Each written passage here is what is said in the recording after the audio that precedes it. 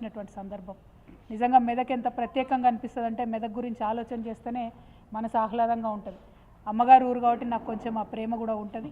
మరి మెదక్ అనగానే ఒక పక్క మంజీరా, ఇంకో పక్క ఏడుపాయల దుర్గమ్మ, ఇంకొక పక్క చర్చు, అసలు ఒక మత సహనశీలత అన్నది పరిడవిల్లేటటువంటి ప్రదేశంగా పెద్ద సంఖ్యలో మరి ముస్లిం సోదరులు ఒక మత సహనానికి చక్కటి నిదర్శనంగా చెప్పాలంటే అది మెదక్ పట్టణం మన తెలంగాణలో నిలబడుతుందని చెప్పి మనస్ఫూర్తిగా నేను తెలియజేస్తూ ఉన్నాను.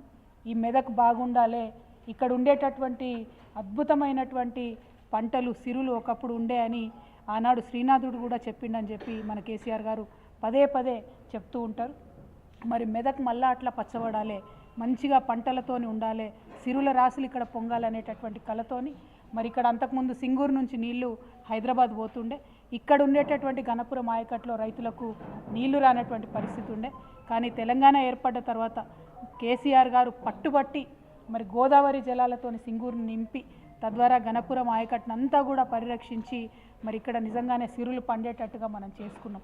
అక్కడితో ఆగిపోకుండా మరి మెదక్ జిల్లాలో ఉండేటటువంటి ప్రతి ఒక్క మండల కేంద్రంలో ప్రతి ఒక్క గ్రామంలో ఉండేటటువంటి చెరువుల్ని పూడికలు తీసుకున్నాం.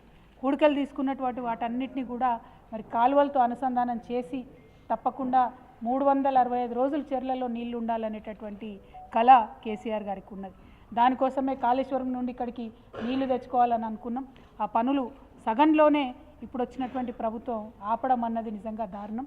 కాళేశ్వరం ప్యాకేజ్ 19 కింద మరి మొత్తం కూడా యావత్ మెదక్ జిల్లా సస్యశ్యామలం అయ్యేటటువంటి ఆస్కారం ఉన్నది.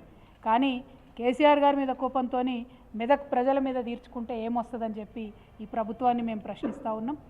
తప్పకుండా కాళేశ్వరం నీళ్లు సింగూరు ద్వారా ప్లస్ అదేవిధంగా ప్రతి చెరువుకి ప్రతి మండలానికి ఏదైతే అనుసంధానం చేసుకోవడానికి రామాయణపేట్ కెనాల్ని మనం నిర్మించుకుంటా ఉన్నామో దాన్ని కొనసాగించవలసిందిగా ఈ ప్రభుత్వాన్ని మెదక్ ప్రజల తరఫున నేను రిక్వెస్ట్ చేస్తూ ఉన్నాను. ప్రభుత్వాలు అనేటటువంటిది కంటిన్యూస్ ప్రాసెస్ ఉండాలి. ఒక పార్టీ పోయి ఇంకో పార్టీ అధికారంలోకి రావచ్చు, కానీ గవర్నెన్స్ అనేది కంటిన్యూస్గా కొనసాగాలి. ప్రజల కోసం చేపట్టినటువంటి ఈ పథకాలను ఆపవద్దు అని చెప్పి మేము గౌరవ ముఖ్యమంత్రి గారికి విజ్ఞప్తి చేస్తూ ఉన్నాం. ఎందుకంటే ఇది ఇబ్బంది పడ్డటువంటి నేల, కష్టాలు పడ్డటువంటి నేల, చాలా కరువును చూసినటువంటి ప్రాంతం. ఆ కరువునంతా కూడా తరిమేసే విధంగా ఈ ప్యాకేజ్ 19 కానీ మన కాలువలు కానీ మనం నిర్మాణం చేసుకున్నాం కాబట్టి, రామాయణపేట్ కెనాల్ కానీ ప్లాన్ చేసుకున్నాం కాబట్టి ఆ పనులను ఎట్టి పరిస్థితుల్లో ఆపొద్దని గౌరవ ముఖ్యమంత్రి గారిని మేము కోరుతా ఉన్నాం.